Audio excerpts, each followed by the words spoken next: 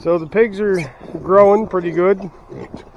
They got their area here in their training area just demolished. It's nothing but mud with all the rain we got the last little bit. So what we're going to do is wait for it to dry out the next day or two, and then we'll take their training fence out, whippersnip this fence line again, and then we'll take these pallets out so they have access to the whole area. Now that they're big enough, they won't just go out through the fence, and they're trained to it pretty well now. So, but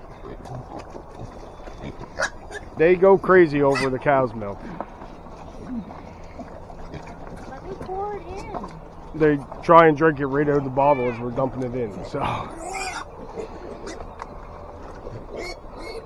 but they're getting bigger, so that's the main thing.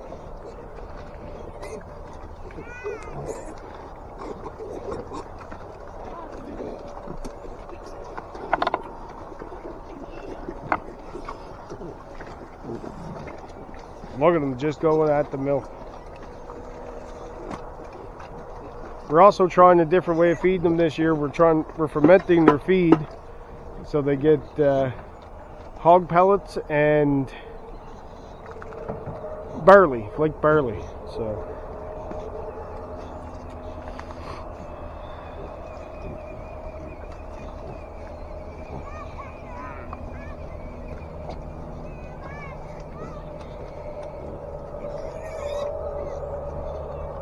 we're gonna give them their milk, and then we're gonna head over and check on the beef cattle.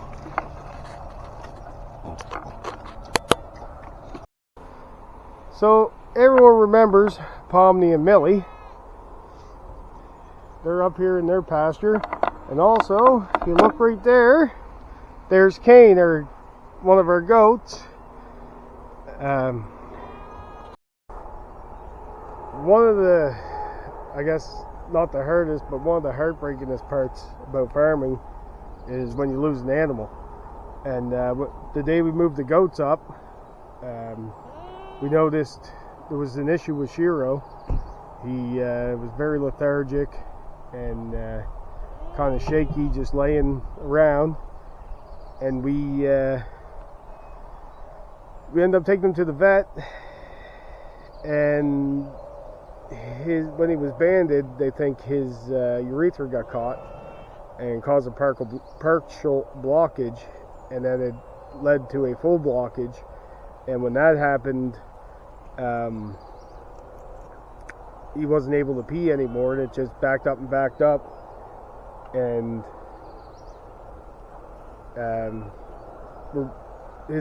basically his bladder ruptured inside his stomach.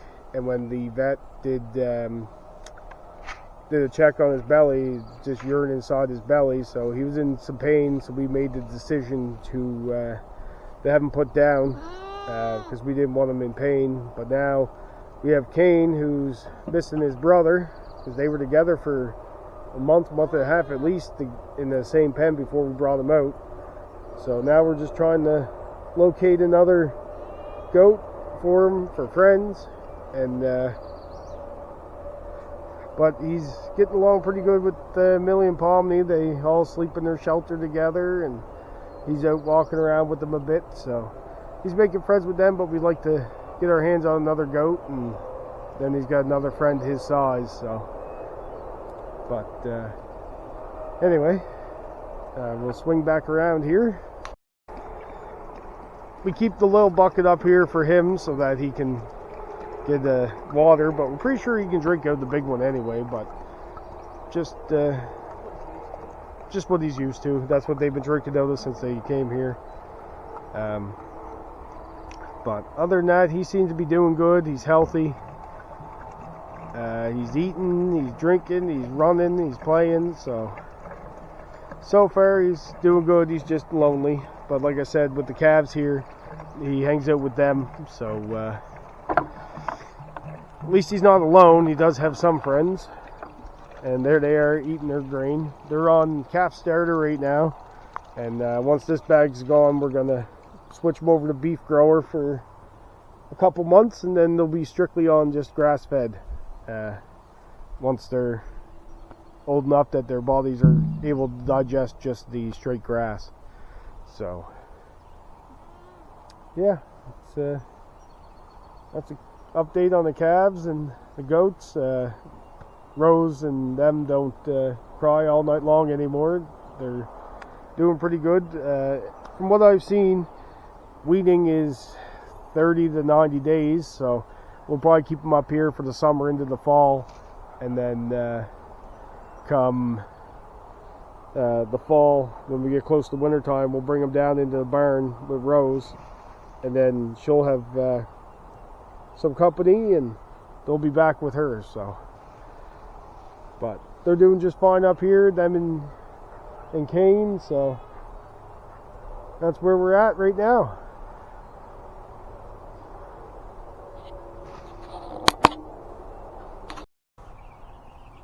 So another addition to the farm is we got a batch of 150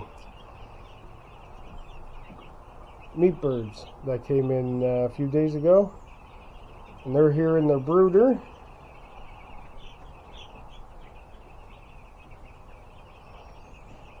And they're just little guys, so they're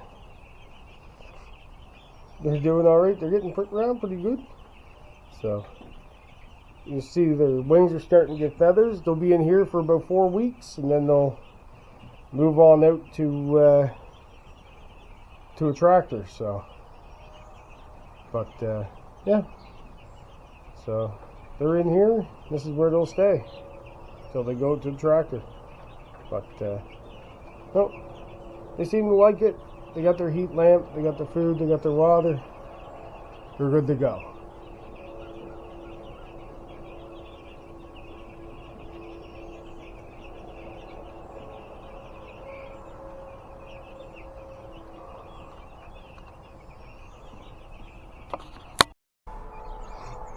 We showed you guys where we planted grass seed there a month or so ago, and it's coming up a little better there, but over there is just coming in great. So I think I'm going to overseed it again and see if we can get it come up a little bit better, because this is where we're going to run chickens through. This year we're going to run 2 tractors through and take them up and around and behind and back down. But so far the grass is coming in good, so I think we're going to seed it again just to get some more coverage. And Shelby was up here and mowed it 2 days ago, and just to knock it down a bit and get all those clippings down so that they can go into the soil and hopefully help bring some more grass up. So for anyone who's been watching, last year this is where we had the pigs towards the end of the year, and so we leveled it all out and took we leveled it out, seeded it, and it's coming up fairly decent. So all right. And another addition to the farm this week is our 10 turkeys. It showed up day before the broiler chicks. So they're out here. They're in the 8x14 chicken tractor. And I got a door put on the front here so that once we get them up into their area where they're going to stay and it's fenced in, we're actually going to open the door and let them out through the day, and then they'll just go inside at nighttime, and they'll be able to forage around for food, as well as we're feeding them grain as well. So, but they seem happy, and can't wait to put them in deep freeze. Our turkeys we did last year were great. Our biggest one I think was 48 pounds. These ones are going to be done a little earlier this year because 48-pound turkey is just a little bit too big. So, but we'll probably do these around 20-25 pounds. Be ideal. So, but yeah. So they're here in their tractor, and they're doing good. Other than another 3 batches of meat birds, that should be all the livestock that we bring in from now until fall. Rose is due to calve in January, the end of January, so we're hoping when she calves we'll be able to pick up another bottle fed calf to put up with her, and then we'll grow out 2 calves next year. Millie and Pomni will be kept until next fall, and then next fall they'll go to butcher, and then hopefully the fall after that, Rose's calf and if we get another calf, they'll go to the butcher the following fall. Plan with the pigs is we're going to send 4 or 5 of them to the butcher. We're going to butcher 4 or 5 of them here for ourselves, and then 1 we're going to keep as a sow, so we can breed her in the winter time, so that come springtime we'll have piglets, and we won't have to buy piglets next year.